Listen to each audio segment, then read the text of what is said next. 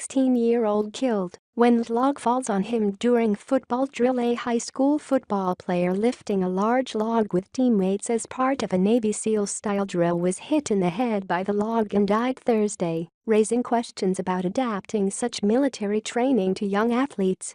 Joshua Mileto, a 16-year-old Sachem East High School junior, and about 5 of his teammates were carrying the log overhead when the accident happened at a preseason exercise camp supervised by a half-dozen coaches, Suffolk County Police said.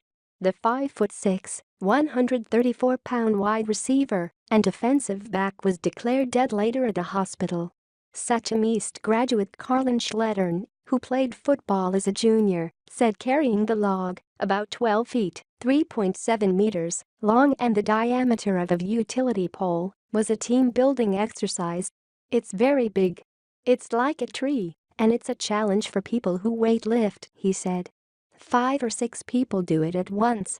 I feel horrific for the team and coaches because I know them and they are all great men. School officials, including the head coach, did not comment on the exercise. A person at Mileto's home declined to speak with reporters. Classmate Olivia Casarelli said Mileto cared about everyone else. "He put others before himself, and everyone loved him and was friends with him," said Casarelli, who called him her best friend. Some colleges and other high schools around the country have incorporated log-carrying drills and other military-inspired exercises into their football preparations in recent years, sometimes bringing in SEALs to teach and motivate. Players at Indiana's New Albany High School teamed up last month to tote 6-foot-long, 200-pound logs 2 miles from a local amphitheater to the school. SEALs and Green Berets trained the players first on how to lift the logs and carried them on their shoulders, Coach Steve Cooley said. Accompanied by coaches and a police escort, the groups paused for water and put the logs down every 1 or 2 blocks, and each 6-person squad had an extra man who could sub in if someone got tired. The purpose was not to try to see how tough they are, the purpose was to accomplish a goal, Cooley said.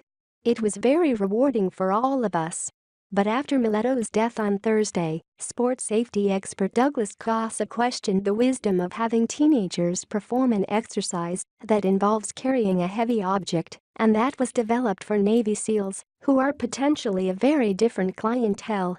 "There's so much potential for things to go wrong that I would really want people to think twice before doing something like that," said Casa, executive director of the University of Connecticut's Corey Stringer Institute, which works to improve safety for athletes. Football, at all levels, has become more safety-conscious in recent years amid scrutiny of head injuries in the sport.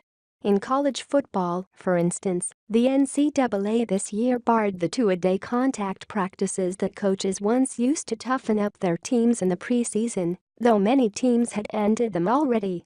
For high schools in Suffolk County, off-season practices are permitted as long as they are not mandated and are open to everyone, said Tom Combs, executive director of the athletic organization that oversees high school sports in the county. "What exercises that are conducted are the privy of the school district and individuals running the workouts," he said. In an unrelated incident, another player fell and hit his head Wednesday at the school during training, police said. His injuries were not life-threatening. Sachem Superintendent Drive Kenneth Graham extended condolences to Mileto's family and friends and said support services will be offered for as long as needed. The team's training officially starts Monday, and the football season starts in September.